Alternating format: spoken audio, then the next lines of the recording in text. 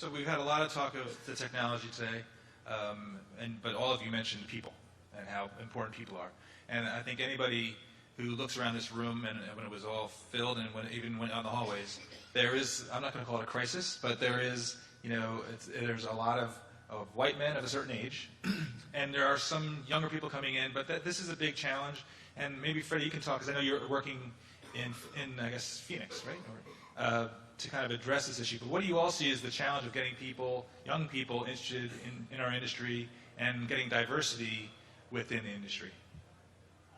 That's a tough question. What we're working on in Phoenix, I've been associated with the Conservatory of Recording Arts and Broadcast in the broadcast curriculum in Phoenix, and we've developed an introduction to broadcasting. So the school teaches music recording, music mixing, post-production, live sound, and nobody is aware of what it takes to do broadcast audio. And even though we know that the scene is changing in broadcast audio, we're taking them, give them an introduction into broadcast audio, and I would say a good 50 to 60% once they hear what goes on, they hear the call of a director. We make them mix their first live show after 3 weeks, which is pretty incredible. We get them in later in the cycle so they have the basic understanding. But I went to them a couple of years ago because I don't see anybody coming up behind us. I mean, I see Bob Dixon, he's since retired. Myself, I'm slowly sneaking out the back door and going to be gone soon. And who fills our shoes? I haven't seen anybody really coming up behind us to try to fill those positions. So it was very important for me, and it was a good time for me to give back in starting to help this curriculum, so we can at least teach them basics, and somebody doesn't walk into a studio and say, what's this, what's an IFB, what's a PL? We teach them comms, and we teach them the basics of broadcast, and most of them get excited about it, and a lot of them change their field of focus from either live sound or recording to broadcast.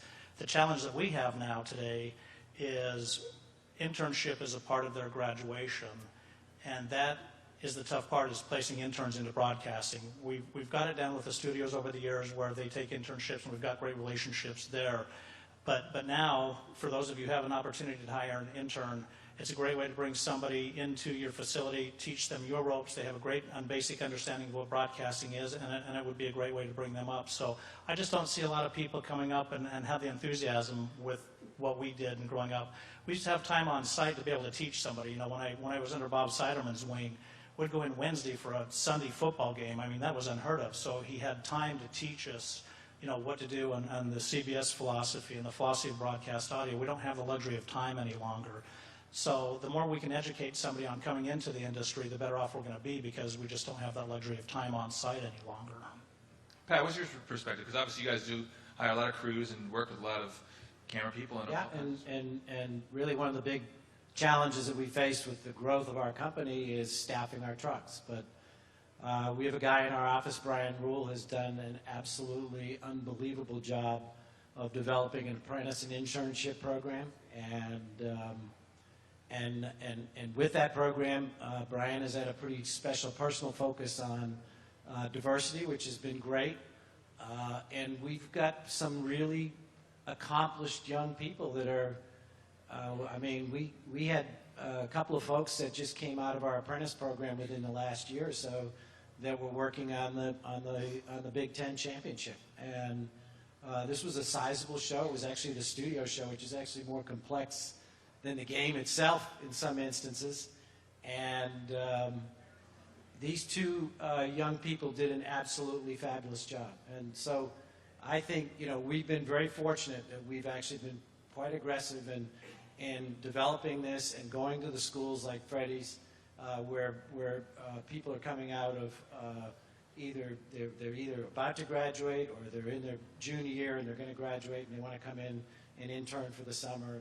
So we've had some pretty good luck in that respect. So do you think this is because, like Bob Bowman hinted at, this is because they go to the Googles, they go to the .coms, they aren't even aware of this as an industry that they could build a career? No, I disagree with that. I mean, everybody knows about this business. It's not like we're like hiding in the shadows. I've been involved in a bunch of training initiatives. The problem is you could have all the training initiatives in the world, unless you get people jobs, it means nothing. you know, because then you have a lot of people sort of trained but have no jobs. So unless you can put people to work in real jobs, and I think right now we're at a bit of a crossroads, because the change in this business is about volume, not about, you know, because now all of a sudden in the past few years, instead of just 2 or 3, there's 4 or 5 or 6 24-hour cable channels that have to be programmed 24 hours a day. And the increase, the way we do the Jewel events won't change. How you handle the volume efficiently, that will change dramatically. And that's all that at-home production and Remy, whatever anybody wants to call it. And you need people to do that. You know, and we had the perfect opportunity to bring in new people in order to deal with and handle that volume. But do you think, okay, let's go 5, 10 years down the road. So let's look at along those lines. Let's say that the at-home productions are the low level, right? The feeding basis where people start, and then they work their way up. So then they're going to get to a point where they're going to want to be in the big shows, but those big shows may still be going on site. So then all of a sudden you're asking people who haven't really traveled ever and haven't gotten that addiction to being on the road, and you're saying, hey, guess what? Instead of, you know, we're working the EVS up in, you know, Stanford or in Bristol, you're going to be on the road and you're going to be traveling around the world. So is there a problem there, you think, at some point? No, because unless you go, you know, going on the road seems glamorous until you go on the road, and then it's a bunch of crap and it's annoying, and who the hell wants to get on another plane and get abused by an airline, you know? If you could make a living doing those other productions, I don't think going on the road and you know and doing all that other stuff is necessarily something that you have to, you know, if you could get in this business and work and make a good living and take care of your family, I don't think getting on the road is that sexy.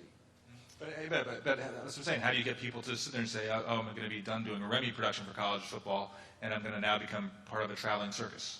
Is there, you know? Well, I agree with Jerry. I think, you know, I mean, honestly, everybody in this room wants to be part of the best thing that they can be part of. I think, you know, it's certainly the way I know our people in our organization feel. You know, they're not really satisfied with just being sort of there. They want to be doing the most challenging events, the biggest events. You know, so I think somebody that has spent the early part of their career doing at-home production or really, you know, we see a lot of stuff where it's streaming video coming out of a place like Hamilton College in New York, where it's the kids that are shooting. The college students are actually shooting it. And if they like that and they get a passion for it, well, they're going to want to go to the Super Bowl. They're not going to be happy, and they don't care whether the Super Bowl's next door or in LA or wherever. So I think the best people want to do the best thing.